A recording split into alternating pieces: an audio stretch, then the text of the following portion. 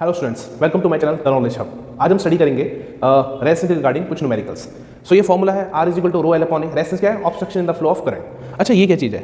Resistivity और resistance में क्या फर्क है? रेजिस्टेंस इज एक्सटर्नल प्रॉपर्टी, मतलब वो बॉडी के डायमेंशन में मैटर करती है। जैसे अगर मैं बॉडी की लेंथ को इंक्रीज करूँ या डिक्रीज करूँ, उसकी वजह से रेजिस्टेंस पे फर्क पड़ेगा। बट रेजिस्टिविटी उसको बॉडी के डायमेंशन से कोई फर्क नहीं पड़ता। एग्जाम्पल, अगर मैं एक लोहे का टुकड़ा लूँ ना, उसकी वायर को लंबा कर दूँ, तो उसकी वजह से रेजिस्टेंस क्या होगा? इंक्रीज हो जाएगा। ठीक है। बट रेजिस्टिविटी इतना सा टुकड़ा लो या बहुत बड़ा कर लो, ये सिर्फ आपको बताएगी कि वो अलाउ करता है करंट को पास करना या नहीं करता, कितने करंट को अलाउ करेगा। क्या हमारे पास में लो, चाहे आप इतना सा टुकड़ा लो या बहुत बड़ा टुकड़ा लो, उसमें करंट पास होगा या नहीं होगा, उसका नेचर डिपेंड करेगा। जो उसका नेचर है, तो रेजिस्टिविटी जस्ट आपको बताएगी नेचर कि वो करेगा अलाउ या नहीं करेगा।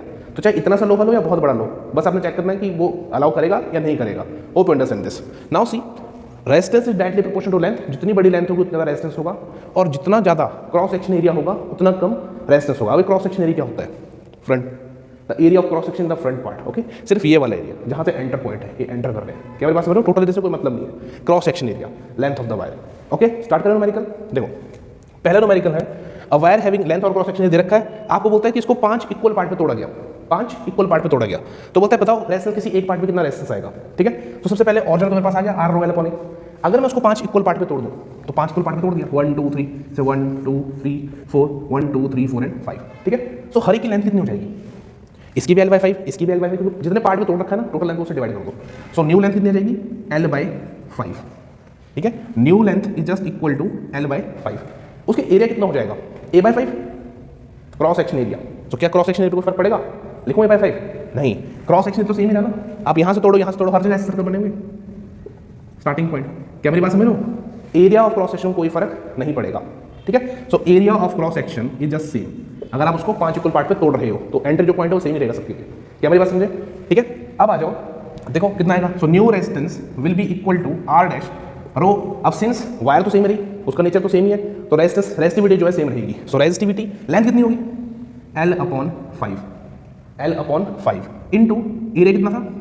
A। एरिया पे कोई फर्क नहीं पड़ा था। क्या मेरी बात समझे? एरिया पे कोई फर्क नहीं पड़ा। Understood? So new resistance will be equal to 1/5 rho L upon a. अच्छा, रो L अपॉन ए क्या था? Original resistance. ठीक है, so R dash will be equal to 1/5 times of original resistance. तो रेजिस्टेंस क्या हो जाएगा? कम। हर एक टुकड़े पे जो रेजिस्टेंस होगा वो 1/5 टाइम डिक्रीज हो जाएगा। क्या बात समझ आई? Okay, next, if combine side by side. अब साइड बाय साइड का देखो मतलब ये भी कि कंबाइन दोबारा कर लो, लेंथ बढ़ेगी नहीं। मतलब यहाँ समझना, साइड बाय साइड का मतलब एक के ऊपर एक करो, 1 by 1। Hope understand? Okay, 1 by 1। Okay, चलो देखते हैं। कंबाइन करो, जैसे पहला ये था, इसके साथ ऊपर को दूसरी रख दी, वैसे ही तीसरी, वैसे ही फोर्थ एंड वैसे ही फिफ्थ। ठीक है, अब देखो इसका जो एंट्री पॉइंट है वो चेंज हो गया। अब देखो लेंथ कितनी थी? L/5, L/5। Cross section area कितना हो गया? क्रॉस सेक्शन एरिया कितना हो गया? यहाँ वाले का A, यहाँ का A and so on, 5 times. कितना हो गया? 5 टाइम्स। 1 2 3 4 5। क्या बात समझी? सो new length will be just L/5, but now area is also 5 times of A, area of cross section. क्या बात समझे? जब उनको अरेंज किया तो उनका एरिया भी क्या हो गया? हर एक का बढ़ गया। वहाँ से इलेक्ट्रॉन को अलाउ कर सकते हैं। इलेक्ट्रॉन को पास करवाने कितनी जगह से करवाते हैं? 5, तो 5 टाइम्स। ओके, ओरिजिनल एरिया के रिस्पेक्ट पे लगाओ formula. R is equal to rho, R dash will be equal to rho L की जगह क्या जाएगा? L/5 और एरिया की जगह 5 आएगी। Understood? So now see, so area this. Okay, now see कितना आंसर आ गया? 5 5 25। So we got rho L/A। So the resistance will be 1/25 times less, कम हो गया। So R dash will be equal to 1/25 times of original resistance. अभी था ना property, length decrease करोगे रेजिस्टेंस भी डिक्रीज होगा, एरिया बढ़ाओगे रेजिस्टेंस डिक्रीज होगा। तो यहाँ एरिया बढ़ाया है, लेंथ कम किया है, रेजिस्टेंस और कम हो जाएगा। अंडरस्टूड? आए नेक्स्ट प्रॉब्लम पे।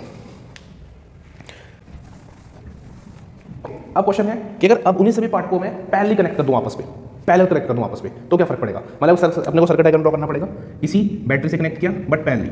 सो फर्स्ट ये first second wire, third wire, fourth wire, fifth wire, इन सभी को पैरेलली कनेक्ट कर दिया। ठीक है, अंडरस्टूड? सो यहां देखो करंट उड़ जाएगा, I, इस पे कुछ I1, इस पे कुछ I2, इस पे कुछ I3, यहाँ I4 और यहाँ I5, सभी कंबाइन करके यहाँ पे दोबारा I आ जाएगा। अंडरस्टूड? अब उनको जब मैंने पहले कनेक्ट किया, वायर्स हैं, वायर्स कुछ हम रेजिस्टेंस प्रोड्यूस करेंगे। सिंस वायर सेम है, सभी का रेजिस्टेंस क्या होगा? सेम। क्योंकि वायर की लेंथ डायमेंशन सेम है ना सभी के। सो इसका रेजिस्टेंस कितना था r by 5। Let's suppose now अगर मैंने को डिवाइड किया और रेजिस्टेंस कितना आ गया था मेरे पास, so resistance equal to rho L by, और जो रेजिस्टेंस से 5 टाइम डिक्रीज हो गया था, ये सुनो। सो लेट्स सपोज यहाँ मैं r डैश मान के चलूंगा सभी को, r dash. Okay, so now since ये हमने कर रखा है सीरीज पैरेलल सर्किट, अगर आपने वीडियो वॉच नहीं किया तो देख लेना, ठीक है। So in we know that parallel connection हो तो हम रेजिस्टेंस को इनवर्सली ऐड करते हैं, r1, r2, r3, r4 and r5। Okay, since सभी का क्या रेजिस्टेंस सेम है, r डैश, तो कितना जाएगा 1 upon r dash plus r dash plus this. So कितना हो जाएगा LCM r डैश ऊपर रहेगा 5। So 1 upon rp is equal to 5 upon r dash. So rp will be equal to r dash upon 5। Okay, r dash की बात याद करो और जो की कंपेरिजन पे वो थी रो, या मैं सिंपल लिखूँ r dash is equal to 1 upon 5, अगर आपको याद है। So r dash is equal to और जो रेजिस्टेंस का divide by 5। Okay, value put कर लो। So r dash will be equal to 1/5 यही है पहले से, r डैश को पुट कर दो r अपॉन 5, क्या आंसर आ गया। So rp will be equal to 1 upon 25 times of r। Understood? क्या है एग्जैक्ट सेम आया जैसे मैंने एरिया वाला करवाया था। अब लॉजिक समझना है ऐसा क्यों, hope you understand this. Okay, अब नेक्स्ट टाइम की प्रॉब्लम पे आ जाओ। सेकंड क्वेश्चन, आपके क्वेश्चन बोल रहा है कि सेम लेंथ वायर दे रखी है आपको, cross section area and length. Now a new wire of same material same रखा है, मतलब उसकी रेजिस्टिविटी सेम रहेगी। Okay, with its length is half time और reduced by half. So new length कितनी आई, कितने टाइम डिक्रीज कर दिया उसको, half by half. So new length उसको l डैश मान लो, ओरिजिनल वाले से क्या लिंक कर रहा है वो l/2, ये बोलो ना, हाफ टाइम कम कर दी। Okay, and cross section area increased by 2 times. अगर पहले a था तो अब कितना हो जाएगा 2 टाइम्स। ओके, डबल हो जाएगा, मींस न्यू वायर जो है उसका एरिया कितना है 2 टाइम्स ऑफ द जो प्रीवियस जो मेरे पास पुराना केस था, ओरिजिनल केस था। क्या बात समझे? अब देखो इस क्वेश्चन करना है क्या, r डैश निकालो, r dash will be equal to rho, since material same है डेंसिटी सेम रहेगी। अगर ये मटेरियल चेंज होता तो डेंसिटी सेम नहीं होती। ओके, बट आपको सारे केस कैसे पूछेंगे, सेम मटेरियल के साथ। नहीं पूछे तो उनकी डेंसिटी अलग अलग होगी, resistivity sorry. Okay, now see l dash upon a dash, formula same रहेगा। ओके, अब l डैश की वैल्यू पुट कर लो। So r dash will be equal to rho, तो ये फॉर्मूला तो सेम रहेगा। ओके, जो मेरे पास रियल फॉर्मूला वही रहेगा। Now r dash is equal to rho l dash upon a for the new wire, क्या आ जाएगा, l डैश कितना है l/2। ओके, और a डैश कितना है a 2 टाइम्स ऑफ a। क्या मेरी बात समझे? आप कंफ्यूज करना, l की जगह डाल दो, नीचे तो नहीं है डिवाइड वाला, तो मैंने डिवाइड के साथ रखा है, 2 टाइम्स इंक्रीज हो गया। अंडरस्टूड?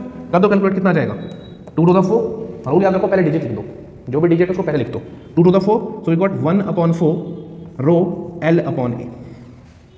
ये रो l अपॉन a क्या है, rho l upon a is nothing but जो पुरानी वाली जो वायर था उसका रेजिस्टेंस था। ओके, सो वैल्यू पुट कर दो। So r dash will be equal to 1 upon 4 times of जो ओरिजिनल वायर थी उसकी, मतलब जो न्यू वायर है उसका रेजिस्टेंस जो पुरानी वाली ओरिजिनल वायर थी उससे 4 टाइम्स कम है।